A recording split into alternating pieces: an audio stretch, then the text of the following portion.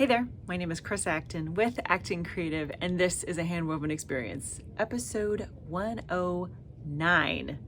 And in this episode, we're going to wrap up our discussion about weaving gifts. We started off with a whole chat about making towels. And then last week, we talked about all those lovely things that sit on your table, like runners and placemats. And today, it's going to be a fun one. We're talking pillows. As far as gifts go, pillows are just so much fun, right? And in the scheme of things, pretty easy to make. So they make lovely, unique, colorful gifts for all friends and family. So let's talk about pillows. Now, for the sake of my examples today, I'm going to use square pillows, but you know pillows come in a jillion different shapes and sizes and dimensions. So feel free to modify all of my little tidbits for you per whatever pillow you want to create. Now, in the world of pillows, there are plenty of pillow forms that are already made for you. I'm sure you've seen these, right? You can get them at any craft store. This is a pillow form. And this is a really easy way to make pillows. However, you don't have to use a ready-made form. You could make your own. That's a whole different discussion, my friends. But if you have a unique shape that you want to work with, whatever you want to do, you don't have to use a pillow form, but I recommend them. They're real easy to pick up and use in your project. So let's talk about pillows. So my example today is a 16-inch pillow. Now this is done with some twill, which I love some twill. Part of the beauty of pillows is that you could even use fabric that you've already made for something else. Didn't turn out great. Make it into a pillow. Lovely. Most everything will work, right? Now, you have a couple options for how to approach your pillow. You can do it with handwoven on one side or both sides. I like to do handwoven on one side and a complementary fabric on the back. That is just my personal preference. Use what you will. If you like to have it a handwoven fabric on both sides, great. Godspeed. Do that one.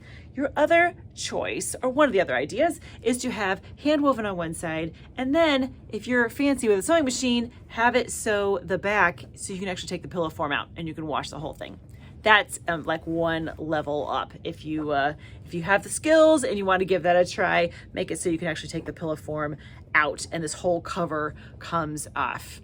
All great ideas for you. Now, let's talk about planning for a pillow. So one of the things to keep in mind is that this pillow form is a 16-inch. However, I want my pillows to be a little firmer. I don't want them to be quite so loosey-goosey as the form is on its own. So I want to actually stuff the form into the pillow cover, right? So when all is said and done, I'm not going to have a 16 by 16 inch pillow. My pillow is going to be closer to 14 and a half to 15 inches in both dimensions because of the way I kind of stuff it in there, right? If you look at this guy, look at how we stuffed that one in there, right? I want to make sure it was nice and fluffy. Over time, it's going to deflate. So I like to start with it being more packed in there than less. So what that means is that this started as a 16-inch pillow form, but it's now a kind of almost a 15-inch pillow when all is said and done, right? So just keep that in mind as you're planning for the dimensions for your pillow. So for my 16-inch pillow, here's what I recommend. Start with 20 inches in your reed. That gives you enough space for take up and then for shrinkage. It's going to shrink down to maybe 17 inches wide. And then that'll give you room for sewing, right? As you make your seams, you need a little space for the seams there. That gives you dimensions as you're actually creating your pillow. So 16-inch pillow, start with 20 inches wide in your loom. And then, of course, just make as many as you want and then cut them out like a 20 by 20, something like that. Well, your finished size would be a little smaller than that, but you know what I mean then. Just cut out squares from there to make your pillows. And then that goes the same for if you have a smaller one. This little nugget right here is I use a 12-inch pillow form in here. So for this, I would start with about 15 inches in the reed and just weave the project from there. Now, let's talk about any kind of washing part of it. For both of these, I used a cotton from, you'll see a theme. I love me some cotton. So I used, this is a combination of plain weave and twill in a cotton, and the other one was a all twill in cotton. Now I chose to wash the fabric beforehand, before I made it into the pillow. For this guy, I made sure that the back was washed too, just so that you could take the whole thing off, put it in the washer and dryer, call it good.